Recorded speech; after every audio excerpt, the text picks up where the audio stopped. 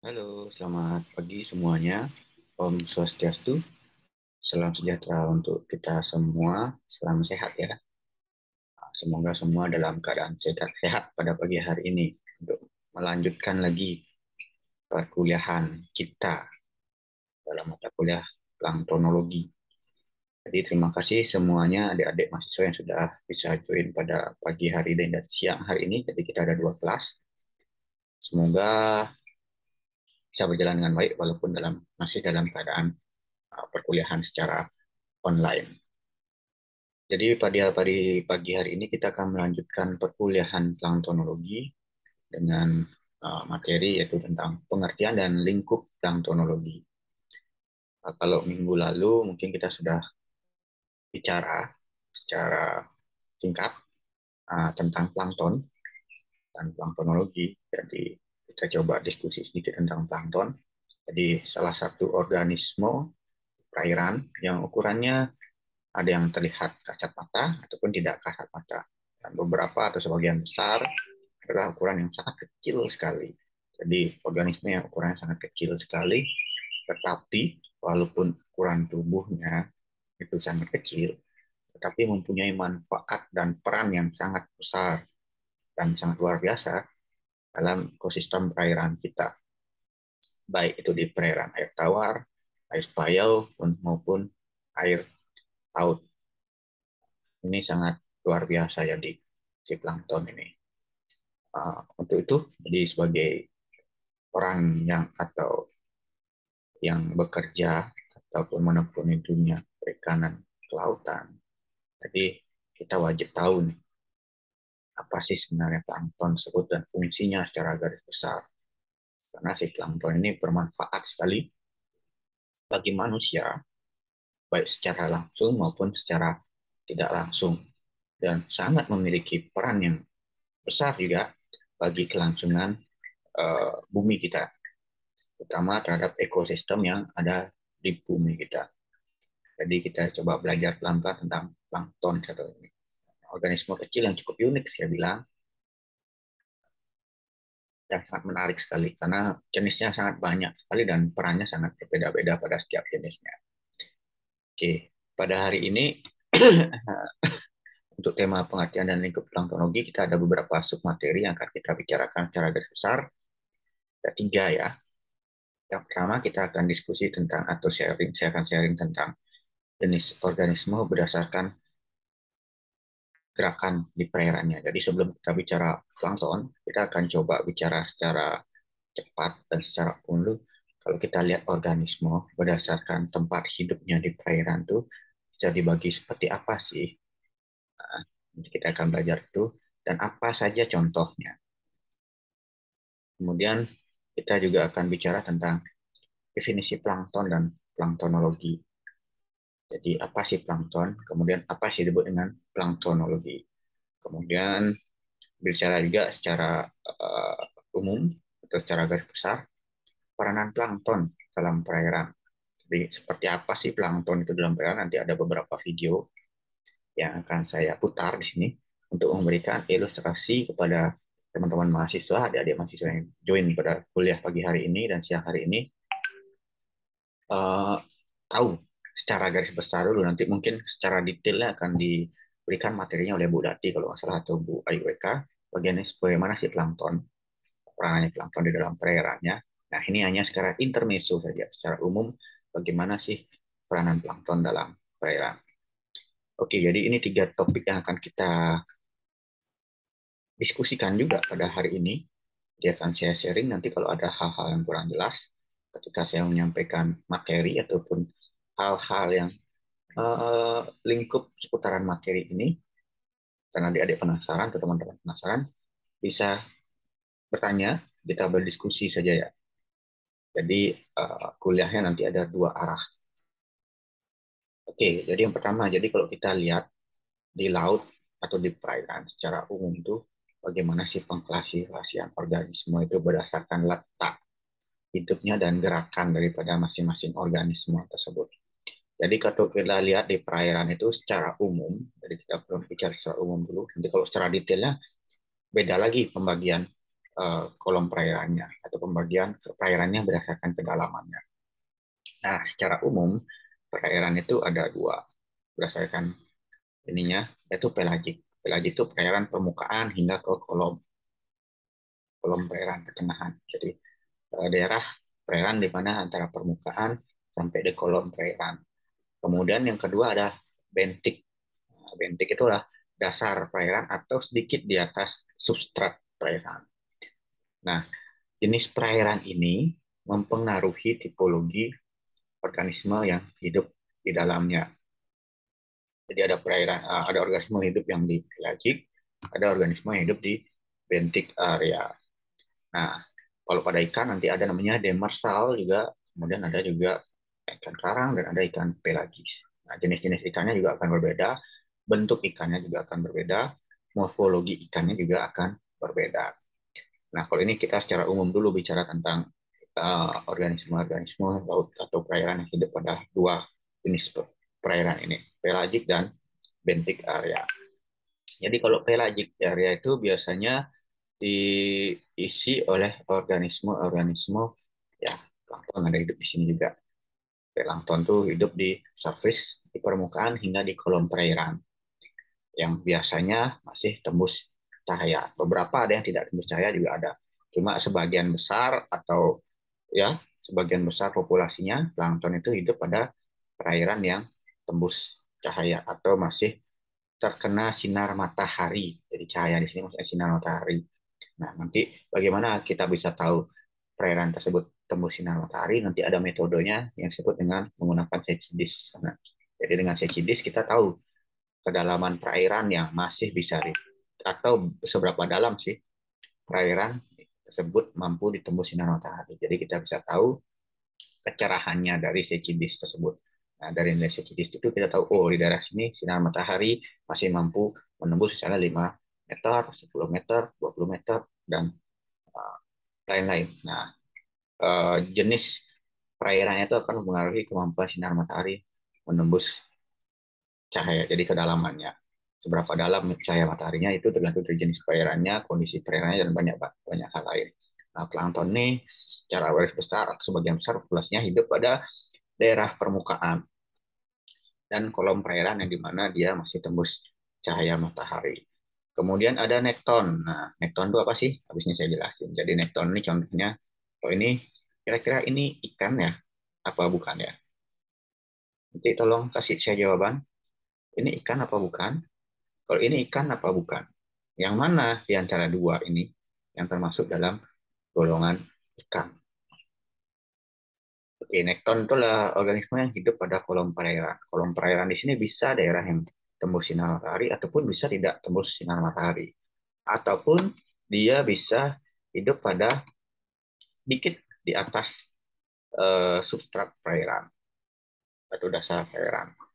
Nah, nanti ikan itu nanti akan dia digolongkan oleh pelagis, jadi hidup di permukaan, kemudian demersal hidup pada dasar, kemudian yang karang hidup pada perairan ekosistem terumbu karang. Oke, jadi ada di sini ada kura-kura juga. Bukan kura-kura, sorry, penyu. Penyu. Nah, kemudian ada yang hidup di daerah bentik. Nah, daerah bentik ini disebut dengan bentos. Jadi, karakteristiknya dia hidup pada substrat dasar perairan, bisa di atas substrat, artinya tidak terkubur ya, bisa di dalam substrat. Jadi bentos itu ada dua bisa jenisnya, tergantung bagaimana pola adaptasi si bentos itu terhadap lingkungannya. Pola adaptasi itu akan mengakibatkan dia punya bagian tubuh yang unik. Uniknya misalnya dia punya pengait, punya cakar untuk bisa bertahan di perairan, dasar perairan. Jadi mencengkram dasar perairannya dengan kuat ketika ada arus dan lain-lain. Nah, ketika jenis perairan ini berbeda, dia akan membuat pola adaptasi yang berbeda terhadap organisme-organisme yang hidup pada perairan tersebut. Jadi lihat ya, kalau yang di kolom atau di bagian pelagik rata-rata kalau ikan ataupun organisme lainnya selain plankton, dia akan membentuk tubuhnya nanti akan bentuknya seperti apa. Kemudian kalau di bentos, dia bentuk tubuhnya seperti apa. Nah, itu akan kelihatan. Ini salah satu ikan. Nah, ini kan yang hidupnya di demersal area atau di dasar perairan, sehingga akan kelihatan beda morfologi tubuhnya antara ikan yang di demersal dengan ikan yang ada di bagian pelagis. Oke. Nah, ini dia plankton. Jadi plankton dia hidup di surface. Ada dua, fitoplankton dan zooplankton. Nanti akan saya jelaskan apa ini fitoplankton dan apa dimaksud dengan zooplankton. Itu tadi berdasarkan kebiasaan hidup tadi, karena dia hidup pada lokasi perairan yang berbeda, ada yang disebut dengan, menurut ekologinya disebut dengan plankton atau floaters, jadi mengambang. Kemudian nekton, jadi karakteristiknya adalah swimmers. Nekton itu swimmers atau perenang.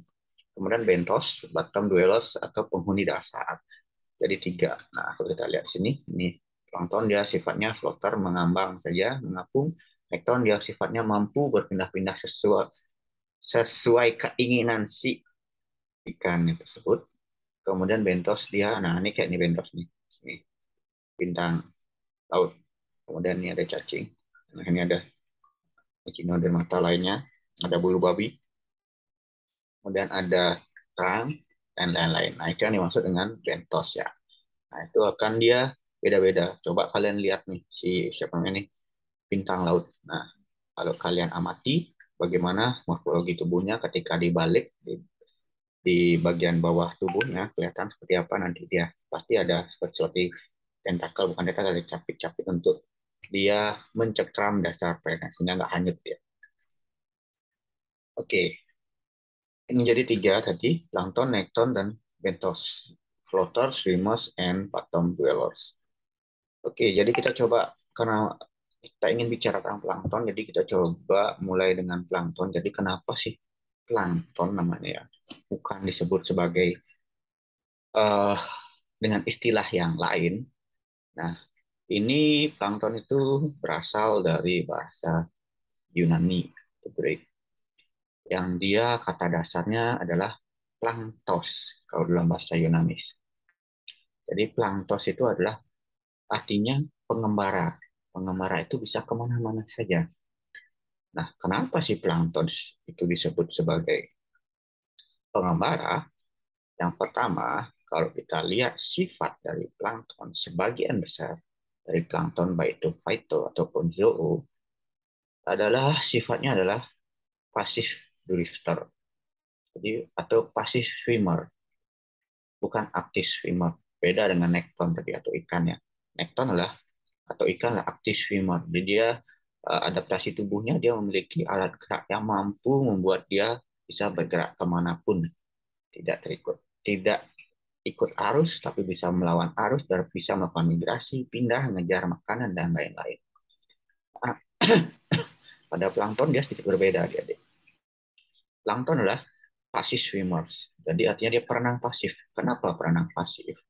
Karena secara garis besar, si plankton ini tidak memiliki organ tubuh yang mampu beradaptasi untuk bisa melakukan perpindahan dirinya.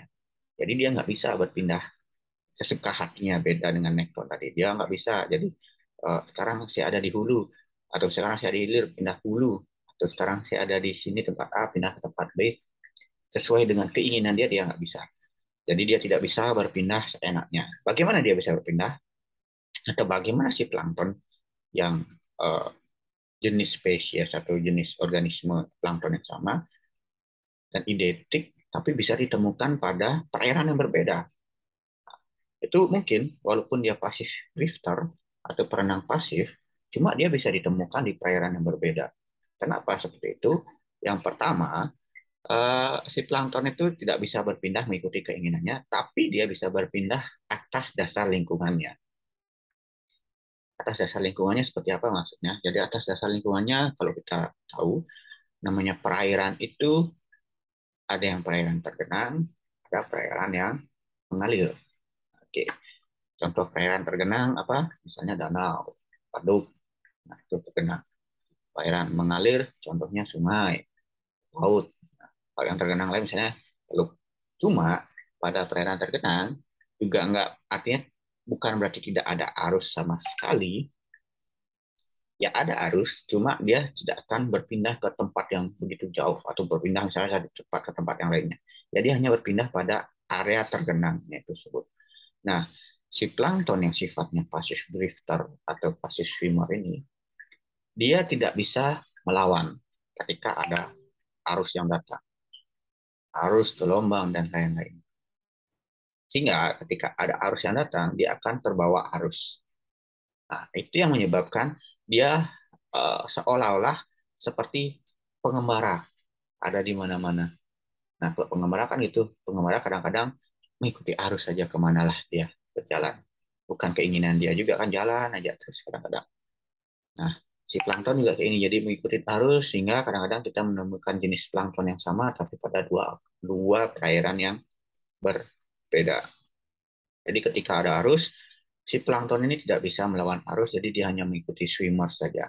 Nah, kemungkinannya ketika dia mengikuti arus tersebut dan menemui perairan yang baru, contohnya plankton yang ada di perairan sungai air tawar, dia kena arus, kemudian dia menuju ke pantai. Nah, sampai di pantai, salinitasnya atau kadar garam perairannya berubah, yang di mana air tawar harusnya nol, kemudian mulai ke berubah ke payau dan mulai ke saline atau marine water. Nah, di situ mulai si plankton tadi pilihannya cuma dua, hidup atau mati. Nah, karena dia nggak ada pilihan untuk bisa berpindah, jadi hanya pilihannya hidup atau mati. Jadi ada beberapa plankton yang dia memiliki daya toleransi cukup besar terhadap perubahan lingkungan. Contoh salah satu contohnya misalnya ke kadar garam atau salinitas. Jadi dia bisa ditemukan pada perairan air tawar maupun payau. Jadi kalau menurutnya Tregubov and Rose pada tahun 1957, plankton itu apa sih? Jadi plankton adalah biota yang melayang di perairan, biota-biota yang melayang di perairan, bersifat autotrofik dan heterotropik. Kemudian kalau Wimpenny menyebutkan tahun 1966, plankton lah komunitas biota yang melayang di perairan dan terbawa arus secara pasif. Kalau planktonologi atau planktologi, definisinya disebutkan sebagai ilmu yang mempelajari tentang kehidupan plankton. Jadi planktonologi itu ilmu yang mempelajari segala aspek tentang plankton. Bagaimana plankton ditemukan, hingga nanti apa fungsi plankton dan peranan plankton bagi manusia.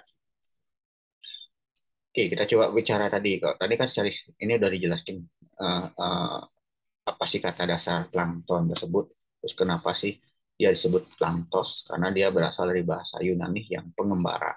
Kemudian bagaimana sih sejarah plankton ketika dua penemu ini pada tahun 1900-an mendeskripsikan atau memberikan pengertian terhadap yang disebut dengan planktos. Jadi sejarahnya adalah pertama, jadi kita panjang banget sejarahnya. Akhirnya organisme yang kecil ini tidak kasat mata, melayang-layang, kemudian pergerakannya mengikuti arus perairan itu disebut sebagai akhirnya diberi nama sebagai plankton. Jadi yang pertama kalau kita lihat sejarahnya ada namanya Anthony van Leeuwenhoek tahun 1667.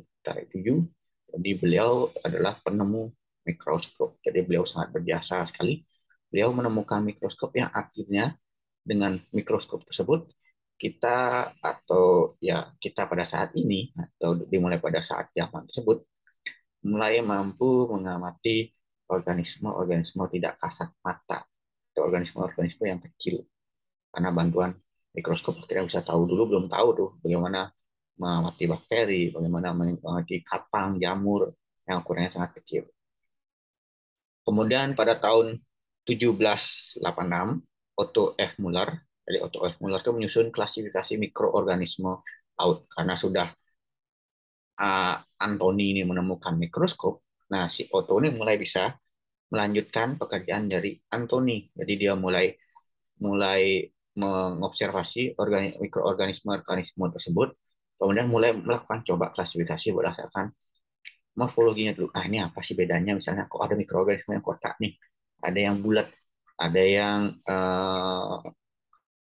segitiga misalnya, kemudian ada yang oval dan lain-lain. Nah, si Otto ini mulai membuat klasifikasi kecil-kecil berdasarkan dari apa yang dia amati di bawah mikroskop tersebut. Kemudian Ehrenberg tahun 1838 beliau menyusun klasifikasi organisme air tawar. Jadi kalau si Otto tadi air laut, nah si Ehrenberg ini dia menyusun klasifikasi organisme air tawar. Kemudian akhirnya Victor Hansen memakai istilah plankton pertama kali. Jadi sebelum tadi, yang tahun 1900-an tadi, nah Pak Victor Hansen ini yang akhirnya menggunakan istilah plankton untuk pertama kali dari bahasa Yunani tadi, yaitu planktos. Jadi untuk dia mendeskripsikan organisme inilah yang dia lihat organisme yang hidup dan partikel partikel ukuran sangat kecil dan dia hidupnya melayang-layang di perairan. Sekarang kita kasih nama plankton saja. Nah, kemudian baru dilanjutkan tadi oleh si Rogoff and Rose tahun 57 dan Bimpeny tahun 966. Jadi secara garis besar itu cerita tentang nama plankton. Jadi kenapa sih diberi nama plankton? Jadi ada ceritanya, bukan ujuk-ujuk nama plankton gitu ya. Jadi ada ceritanya dia. Oke, sekarang kita akan coba bicara sedikit tentang plankton. Jadi plankton adalah, kalau di sini kita lihat ada tiga garis besar yang ingin didefinisikan terhadap plankton atau ingin deskripsikan dari si plankton itu sendiri. Jadi plankton itu most of the living organism in the ocean. Jadi kalau kita lihat ternyata populasi terbesar dari atau organisme yang ada di laut itu ternyata plankton. Organisme atau jumlah populasi terbesar dari organisme ada di laut, bahkan di perairan tawar juga plankton. Jadi bayangkan nih, dalam suatu perairan, itu plankton. Nah, ketika kalian berenang itu di laut, misalnya, tunggu sebentar, baterai saya sedikit habis.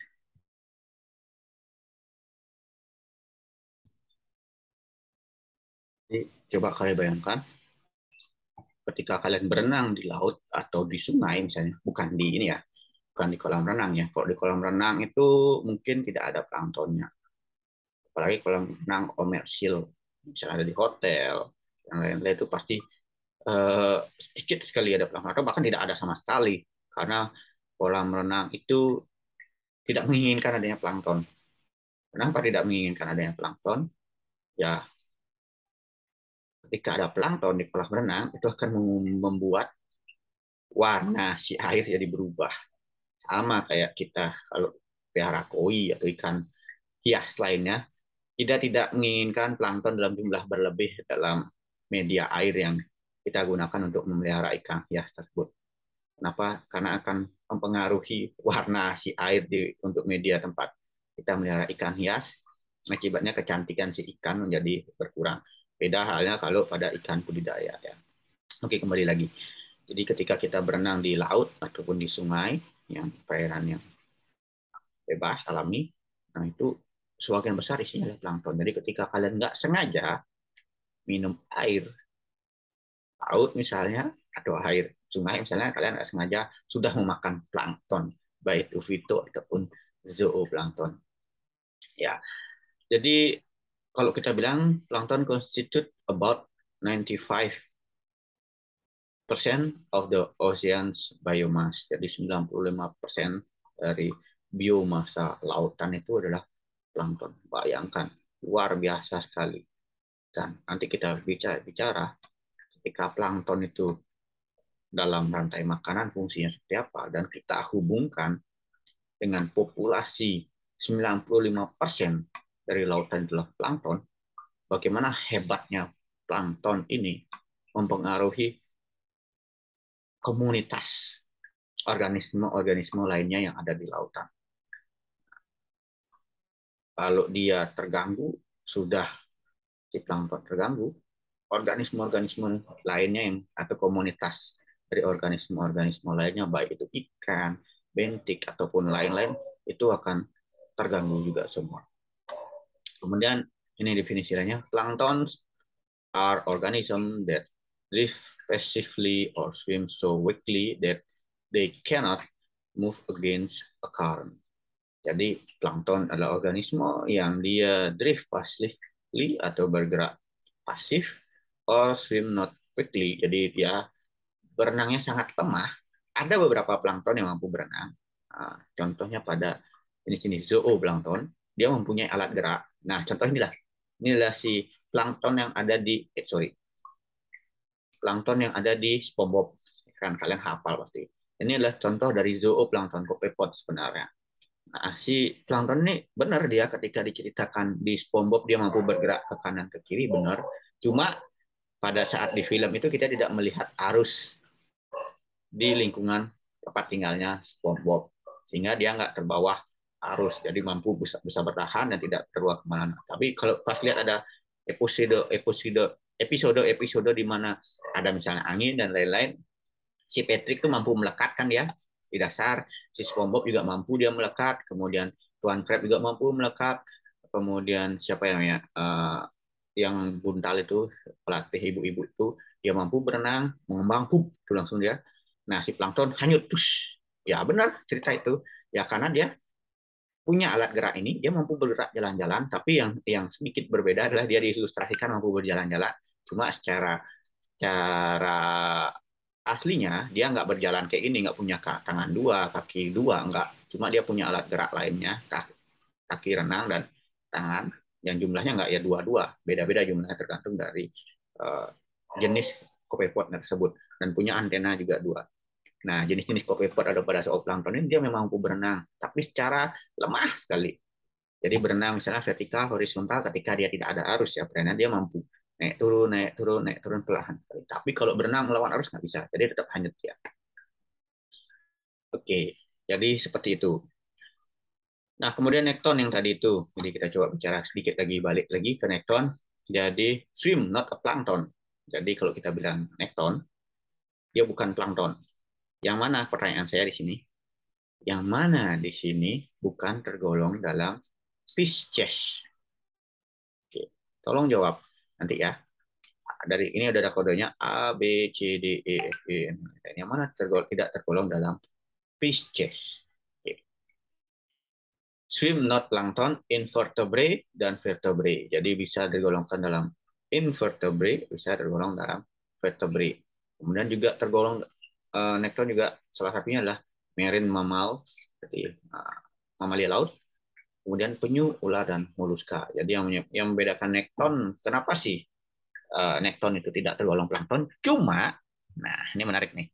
Cuma pada beberapa fase pada ikan ataupun pada semuanya ini ya, semua ini kecuali marine mammal, pada beberapa fase kecuali marine mammal, eh, organisme-organisme ini tergolong sebagai plankton. Kenapa? Oke, nanti coba tolong jelaskan ya. Kenapa sih?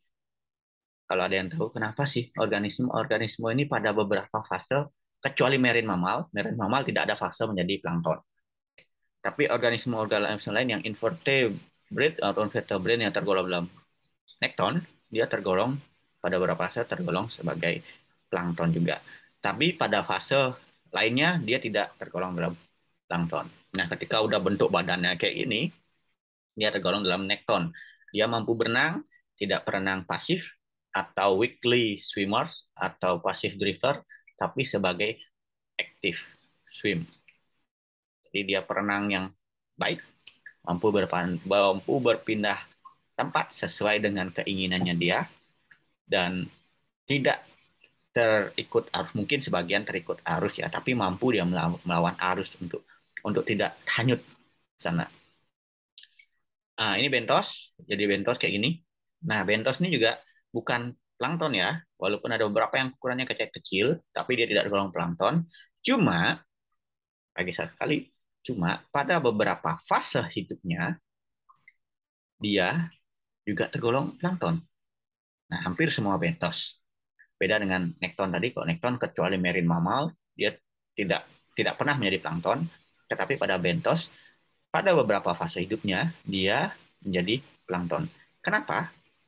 Bisa berikan saya penjelasan ya nanti ya, tolong ya, ketika kita diskusi. Kenapa sih? Nah, bentos itu bisa dibagi jadi tiga secara garis besar. Walaupun secara detailnya bukan dibagi tiga, tapi banyak banget ya bentos nih. Nah, kalau kalian ingin tahu tentang bentos, melihat tentang bentos, nah bisa diskusi sama Bu Ayu. Bukan Bu Ayu, Bu Ernawati. Beliau ahlinya bentos. Epifauna, hidup di permukaan dasar atau di kolom. Di kolom sini maksudnya, kolom air. Ya, dia mampu berenang sedikit-sedikit kayak nih. Si, siapa namanya ini? Kepiting, crabs. Jadi dia mampu berenang dikit-dikit, tapi tepat sebagian besar dia hidup di dasar. Infauna hidup terkubur di sedimen dasar. Jadi ada beberapa yang dia kerang-kerang ya hidupnya di dasar. Kemudian cacing-cacing polychaeta yang di dasar, jadi terkubur dia. Kemudian nektobentos, benang atau merayap di permukaan dan dasar laut. Jadi kayak ini misalnya. Si apa ini bintang mengular, ini bintang mengular, ini bintang laut. Jadi kelimpahan bentos banyak terdapat di perairan dangkal, banyak juga hidup di perairan dalam yang tidak tembus cahaya. Nah, tergolong dari jenisnya masing-masing. Tapi lebih banyak hidup di perairan dangkal. Kita kembali lagi ke plankton. Jadi saya ingin jelaskan jadi tipe dari plankton dulu secara garis besar. Jadi plankton itu tadi kita tahu organisme yang melayang-layang, renang tidak aktif, quickly swimmer. Jadi plankton itu secara garis besar dia bisa dibagi menjadi dua jenis, yaitu phytoplankton dan zooplankton. Nah, ini secara garis besar. Minggu depan saya akan jelaskan detailnya apa yang dimaksud dengan phytoplankton. Jadi kalau phytoplankton itu adalah organisme autotrofik. Pasti udah tahu ya autotrofik itu. Artinya dia mampu menghasilkan makanannya sendiri untuk dirinya atau untuk organisme lain. Jadi dia mampu menghasilkan makanan sendiri. Kemudian jenis phytoplankton itu didominasi oleh microscopic plants. Jadi jenis yang termasuk mirip kayak tumbuhan, tapi bukan tumbuhan ya sebenarnya. Jadi alga. Jadi ukurannya sangat kecil dan dia bisa melakukan proses fotosintesis phytoplankton itu sehingga dia disebut sebagai autotrophic organism. Ini jenisnya phytoplankton dan bakteria. Jadi beberapa jenis bakteria atau bakteri dia tergolong ke dalam plankton. Nah, ini bisa kita lihat. Jadi ada jenis Bacillophyta, diatom, dan lain-lain. Ada Cetoceros di sini, ada Cosponodiscus, dan lain-lain di sini. Jadi kalau kita lihat secara garis besar, kayak gini bedanya. Nanti saya akan jelaskan. Kemudian yang kedua adalah zooplankton. Jadi zooplankton itu adalah heterotropik. Jadi si zoo ini tidak mampu menghasilkan makanannya sendiri. Jadi dia bergantung kepada organisme lain untuk bisa mendapatkan energi untuk dirinya sendiri. Jadi dia memanfaatkan organisme lain sebagai energi pertumbuhannya, energi perkembangan biakannya, dan lain-lain. Nah, jenis dari si zooplankton ini biasanya adalah microscopic animals. Jadi banyak dari hewan-hewan yang ukurannya sangat kecil. Nah, ini contohnya, gambarnya. Oke, kalau kita lihat, kita bandingkan di antara kedua gambar ini, phytoplankton dan zooplankton, terlihat jelas bagaimana kita bisa memetakan secara langsung ini tergolong phyto, ini tergolong zoo. Walaupun kita belum mampu mendeskripsikan atau mengidentifikasi secara jelas. Nah, kalau pada phytoplankton, biasanya dia organ tubuhnya tidak terlalu lengkap dan sangat sederhana. Nah, kayak ini nggak punya alat gerak apapun. Ini cuma bukan alat gerak ini seros ini, tapi dia nggak punya alat gerak, hanya cambuk-cambuk tapi tidak untuk bergerak. Kalau kita lihat. Nah, sedangkan pada zooplankton dia kayak ini, kayak animals, jadi kayak ini, copepod kayak ini. Nah, punya kayak ini, punya kaki, antena dan macam-macam. Nah, ini juga. Ini kalian bisa menjawab pertanyaan saya sebelumnya. Ini apa sih yang di ini sebenarnya? Nah, oke. Okay. Nah, kelihatan jelas. Nah, kemudian yang paling paling apa ya paling basically ketika kita melihat itu organisme plankton misalnya udah ambil sampling plankton nih air kemudian kita amati di bawah mikroskop ini plankton apa bukan ya. Ketika kita melihat di mikroskop, kadang-kadang kita melihat plankton bodoh. Plankton bodoh tuh kayak ini, gelembung udara. Nah, kalau pada pengamatan di bawah mikroskop, yang pertama kita kita menyimpulkan ini plankton atau bukan, ataupun kita tidak bisa membedakan. Yang pertama, plankton itu pasti bentuknya simetris. Kita lihat mau Vito ataupun zoo, dia pasti simetris. Contohnya ini, ketika dilipat jadi dua, bisa, bisa, bisa, bisa. Ini juga ini dua, simetris, simetris semuanya, kelihatan simetris, tidak acak adul. Kemudian yang kedua, pasti karena kita ketika nanti sampling faktor kita memberikan pewarnaan, pasti akan ada warnanya pada sampel yang kita amati. Entah dia berwarna hijau, entah berwarna kecoklatan, entah berwarna agak kemerahan, entah berwarna keemasan. Dia pasti berwarna. Kalau kita melihat itu, kadang-kadang kita bingung nih, ini gelembung air, serasah ataupun lainnya. Serasah itu semacam kotoran-kotoran sebenarnya yang tidak tergolong dalam plankton. Nah, itu kita bisa lihat yang pertama simetris atau enggak, kedua ada warna atau enggak, kemudian yang ketiga isi dalam tubuhnya. Nah, bagian-bagian tubuhnya kita bisa lihat biasanya fitoplankton pasti akan kelihatan, walaupun nggak detail banget ya, nggak jelas banget karena menggunakan mikroskop kita yang terbatas perbesarannya, tapi akan kelihatan kelihatan bagian-bagian dari selnya. Nah, kelihatan tuh. Kemudian nih, kalau pada seresah misalnya atau sampah-sampah, nggak akan kelihatan dia. Walaupun dia berwarna, kadang-kadang bentuknya agak simetris juga. Cuma nggak akan kelihatan dia bagian tubuhnya. Nah, apalagi kalau pada gelembung air. Nah, kita ngeliat gelembung air. Kadang-kadang gelembung air kita salah, bentuknya bulat-bulat, bulat-bulat. Wah, ini simetris nih. Nah, kemudian kita lihat harus detailing keduanya dia ada warnanya. Kalau gelembung air biasanya putih warnanya. Kemudian nggak akan kelihatan bagian-bagian tubuhnya. Oke, kita nggak usah hitung dia sebagai plankton. Oke, ekologi plankton. Jadi coba saya bicara sedikit tentang ekologi plankton atau tadi itu peranan plankton bagi perairan. Jadi fitoplankton dan zooplankton itu memiliki peran dan status yang berbeda, tempat hidup yang berbeda, tetapi keduanya ini saling berkait. Jadi eksistensi atau keberadaan kedua jenis plankton ini sangat mempengaruhi terhadap keseimbangan ekologis suatu perairan pada food chain atau rantai makanannya. Jadi kedua plankton ini dia sama-sama berbeda dan musuh merupakan sebenarnya antara Vito dan Zoo. Kenapa? Karena si Zoo pasti akan makan Vito. Cuma Vito nggak bisa makan Zoo. Tapi keduanya ini akan mengaruhi rantai makanan yang di atasnya dalam siklus rantai makanan. Sehingga penting untuk menstabilkan keduanya ini dalam perairan kita, maupun perairan alami, maupun perairan buatan seperti dalam budidaya. Nah, dalam grafik aliran energi akan tampak interaksi antara komponen dan ekosistem perairan, fisika, kimia, biologi yang akan mempengaruhi kebutuhan plankton. Bukan kebutuhan, keutuhan ataupun kelimpahan plankton. Sorry. Jadi interaksi komponen biotik dan abiotik ini akan mempengaruhi bagaimana kelimpahan keanekaragaman jenis dari si kedua plankton ini, phyto dan zoo. Jadi kalian tahu kan apa yang dimaksud dengan biotik dan apa dimaksud dengan komponen abiotik. Nah, nanti kita akan cari tahu bagaimana komponen biotik dan abiotik ini mempengaruhi si fitoplankton ini dalam suatu perairan. Nah, ini contohnya importance of plankton. Phytoplankton is the base of the food chain. Jadi dia si fitoplankton ini adalah dalam rantai makanan adalah dasar bagian paling bawah. Jadi rantai makanan itu seperti ini. Piramida terbalik, mungkin kalian sudah belajar waktu SMA. Semakin ke atas, semakin kecil, semakin ke bawah, semakin besar populasinya.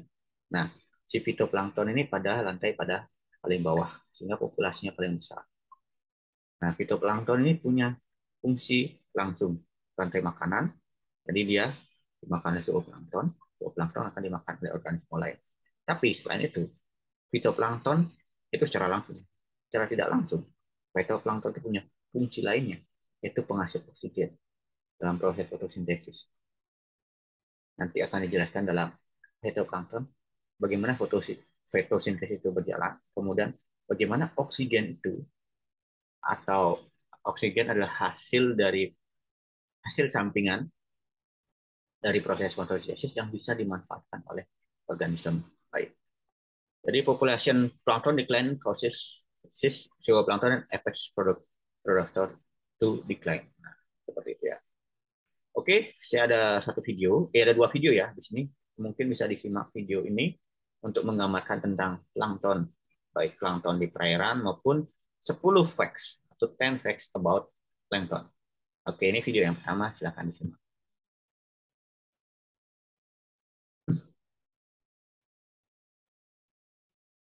Oh, I did not see you there. Hello, my name is Leroy.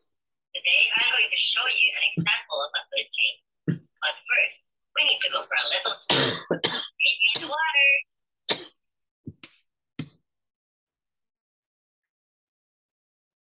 Hey, thanks for coming. Now let's get started. First, you should know that it all starts with the sun. The sun gives energy to the primary producer. What is a primary producer, you ask?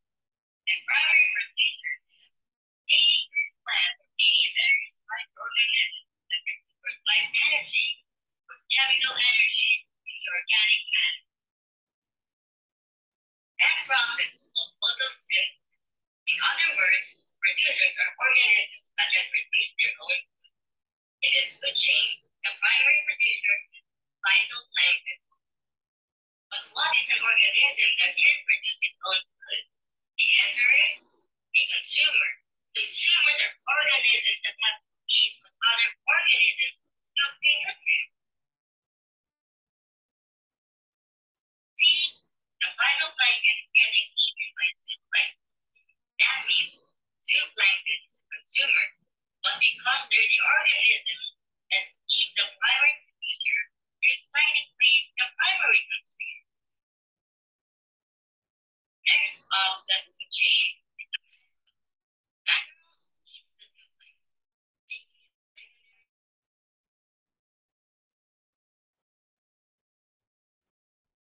Oh, look, it's swimming away.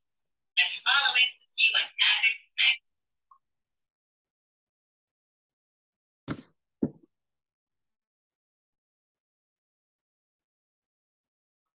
Uh-oh, the big tuna fish is eating the mackerel. That makes the tuna fish the tertiary consumer. Can you guess what the next consumer will be? That's right.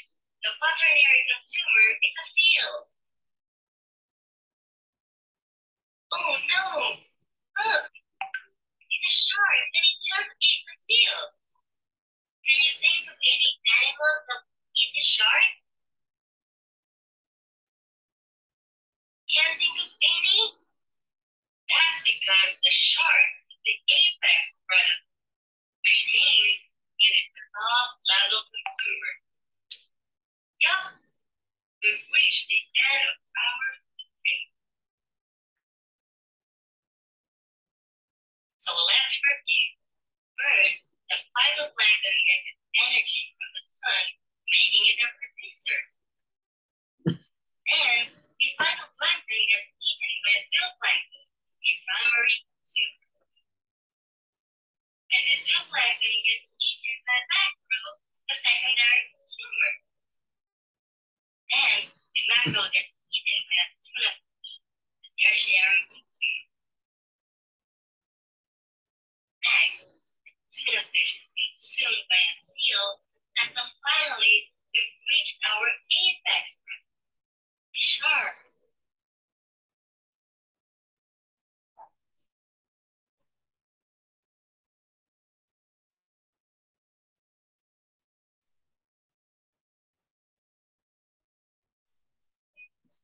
Oke, itu video yang pertama ya. Jadi kita coba pahami bagaimana peranan plankton eh, di dalam rantai makanan. Oke, video selanjutnya ini merupakan kesimpulan kalau saya bisa bilang dari pertemuan kuliah pada pagi hari ini mengenai plankton, definisi dan ruang lingkupnya. Jadi ada, sorry, ini sebelum ke video selanjutnya ada jadi manfaat plankton untuk manusia. Yang pertama, manfaat tidak langsung sebagai siklus makanan di ekosistem perairan ekosistem perairan, kemudian juga sebagai penghasil oksigen, oksigen yang kita hirup, seperti yang kita diskusikan minggu lalu.